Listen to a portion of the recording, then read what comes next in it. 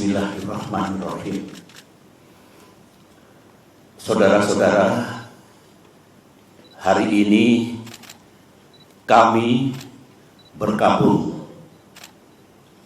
Partai Demokrat bergabung. Sebenarnya bangsa Indonesia juga bergabung. Bergabung karena akal sehat telah mati, sementara keadilan, supremasi hukum, dan demokrasi sedang diuji. Hari ini 5 Maret 2021, KLB Partai Demokrat abal-abal, KLB yang tidak sah dan tidak legal telah digelar di Deli Serdang, Sumatera Utara. KLB tersebut telah menobatkan KSP Muldoko, seorang pejabat pemerintahan aktif berada di lingkar dalam lembaga kepresidenan, bukan kader Partai Demokrat alias pihak eksternal partai, menjadi ketua umum Partai Demokrat, mendongkel dan merebutnya dari ketua umum Partai Demokrat yang sah, yang setahun yang lalu telah diresmikan oleh negara dan pemerintah. 1 bulan yang lalu, kita semua masih ingat ketika Ketua Umum Partai Demokrat AHY secara resmi mengirimkan surat kepada Yang Mulia Bapak Presiden Jokowi tentang keterlibatan KSP Muldoko dalam gerakan penggulingan kepemimpinan Partai Demokrat yang sah. Dan setelah itu, Ketum AHY juga menyampaikan kepada publik tentang gerakan kudeta ini.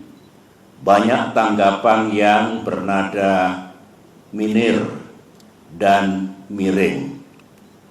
Mereka mengatakan Demokrat hanya mencari sensasi. Demokrat hanya play victim. KSP Muldoko mengatakan itu hanya ngopi-ngopi. Pelaku gerakan mengatakan itu hanya rapat-rapat biasa. Sementara itu kita juga masih ingat ada pula yang punya keyakinan bahwa KSP Muldoko pasti mendapatkan sanksi dari atasannya karena ulahnya itu. Ada pula yang mengatakan KLB ilegal tersebut tak mungkin diberikan izin dan pasti akan dibubarkan oleh pihak kepolisian. Negara pun tak mungkin membiarkan dan membenarkan. Itu tanggapan dan komentar sekitar 1 bulan yang lalu. Tetapi hari ini sejarah telah mengabadikan apa yang terjadi di negara yang kita cintai ini. Memang banyak yang tercengang, banyak yang tidak percaya bahwa KSP Muldoko yang bersekongkol dengan orang dalam benar-benar tega dan dengan darah dingin melakukan kudeta ini. Sebuah perebutan kepemimpinan yang tidak terpuji jauh dari sikap kesatria dan nilai-nilai moral, dan hanya mendatangkan rasa malu bagi perwira dan prajurit yang pernah bertugas di jajaran Tentara Nasional Indonesia, termasuk rasa malu dan rasa bersalah saya yang dulu beberapa kali memberikan kepercayaan dan jabatan kepadanya. Saya memohon ampun kehadirat Allah Subhanahu wa Ta'ala, Tuhan yang Maha Kuasa, atas kesalahan saya itu.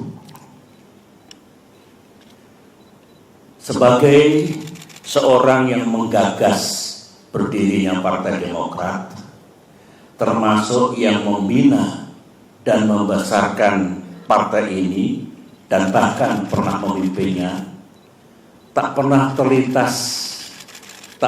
terlintas dalam pikiran saya bahwa Partai Demokrat akan dibeginikan. Saya benar-benar tidak menyangka, karena sewaktu selama 10 tahun saya memimpin Indonesia dulu, baik secara pribadi maupun Partai Demokrat yang saya bina, tidak pernah mengganggu dan merusak partai lain seperti yang kami alami saat ini. Saudara-saudara, saya tahu bahwa Ketua Umum Partai Demokrat AHY yang terus-menerus memimpin upaya untuk mempertahankan kedaulatan partai telah mengeluarkan berbagai pernyataan. Namun malam ini, dalam kapasitas saya sebagai Ketua Majelis Tinggi Partai Demokrat, sebuah lembaga tertinggi dalam kepengurusan Partai Demokrat, saya perlu menyampaikan pernyataan dan penjelasan secara resmi guna merespons KLB Deli Serdang hari ini. Mengapa saya harus mengeluarkan pernyataan pada malam hari ini? Karena sesuai dengan AD dan ART Partai Demokrat tahun 2020 yang telah disahkan oleh negara dan pemerintah melalui Kemenkumham, Kongres Luar Biasa atau KLB sebenarnya lebih menjadi domain Majelis Tinggi Partai, bukan domain ataupun kewenangan Ketua Umum Partai Demokrat. AD dan ART sesuai dengan undang-undang partai politik yang berlaku saat ini adalah peraturan dasar bagi kehidupan partai politik.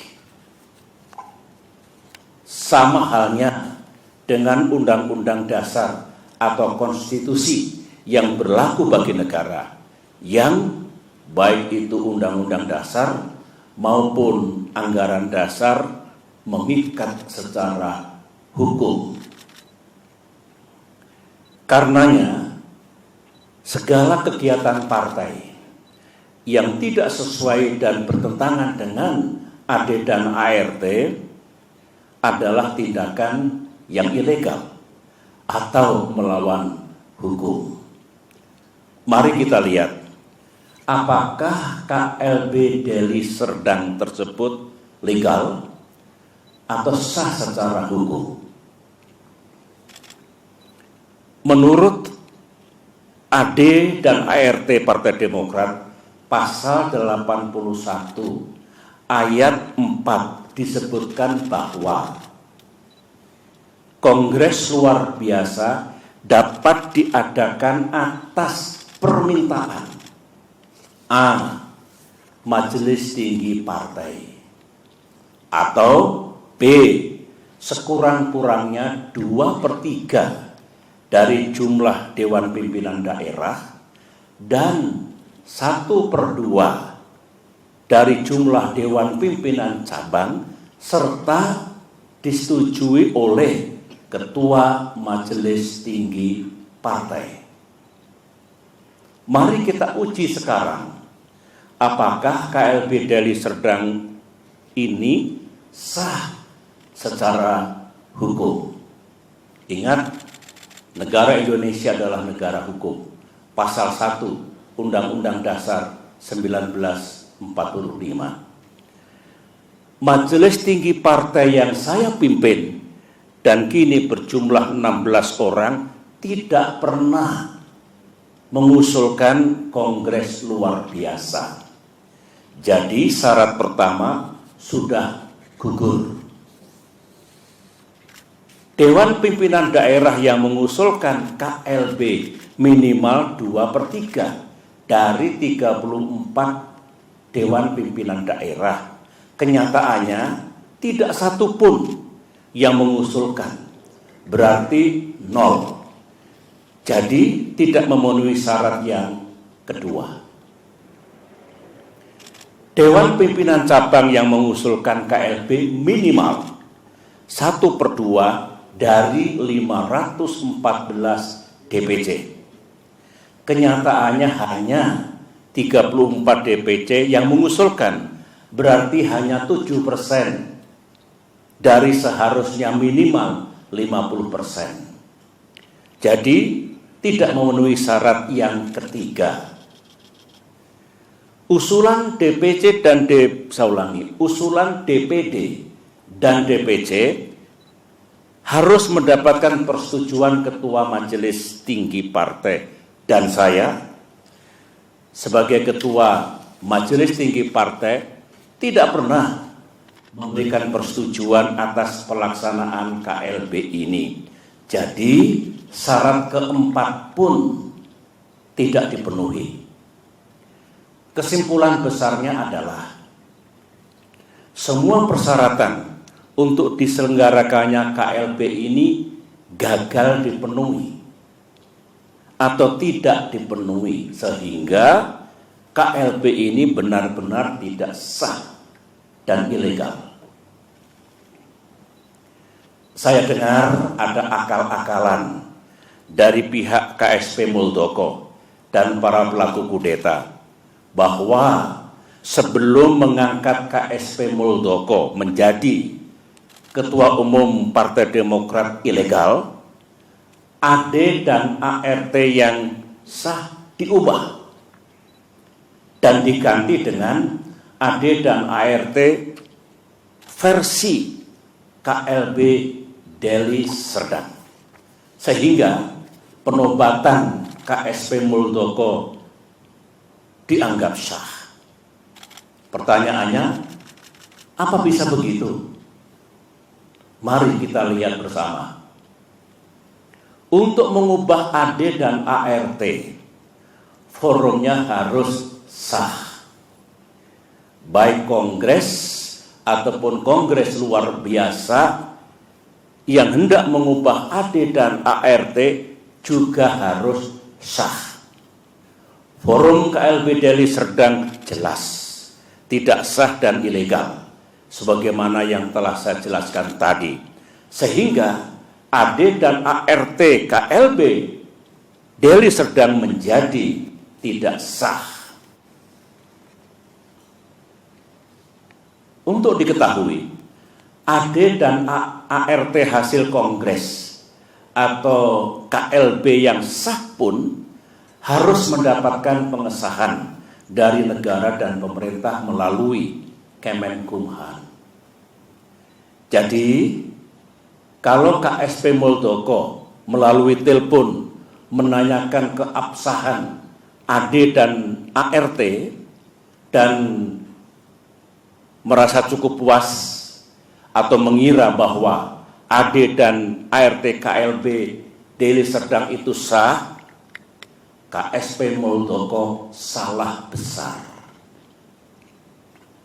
Berarti KSP Muldoko tidak memahami undang-undang partai politik yang berlaku dan juga tidak memahami AD dan ART Partai Demokrat. AD dan ART Partai Demokrat.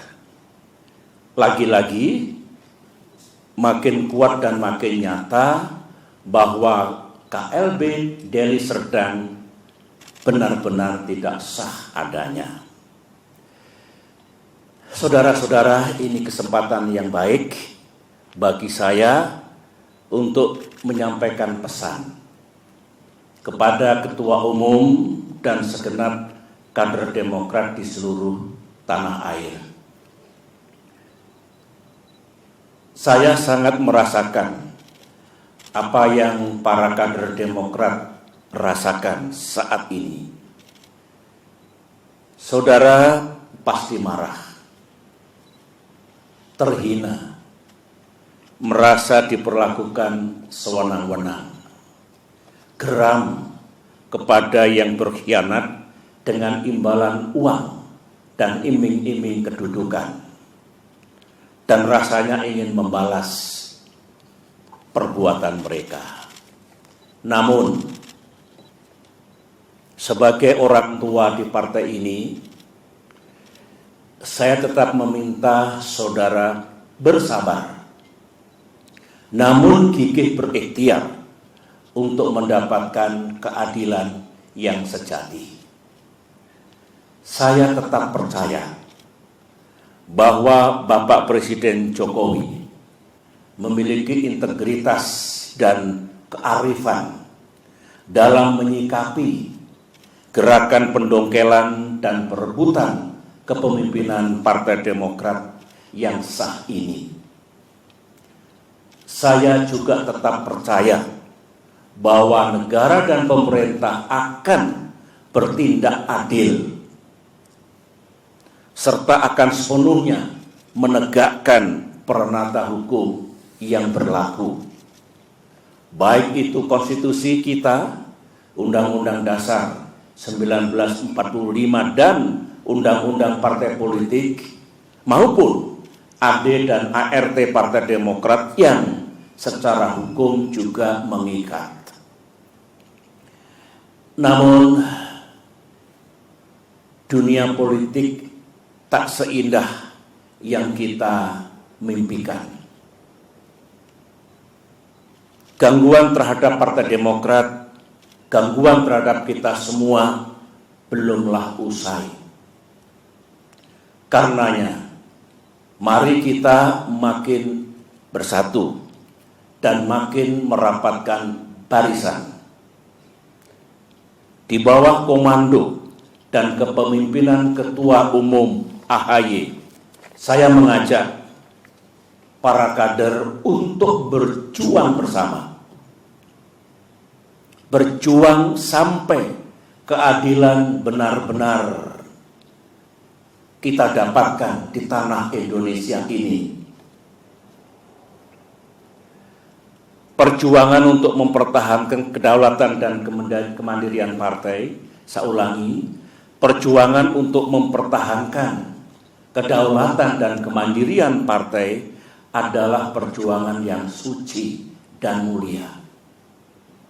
Ibarat peperangan, perang yang kita lakukan adalah perang yang dibenarkan.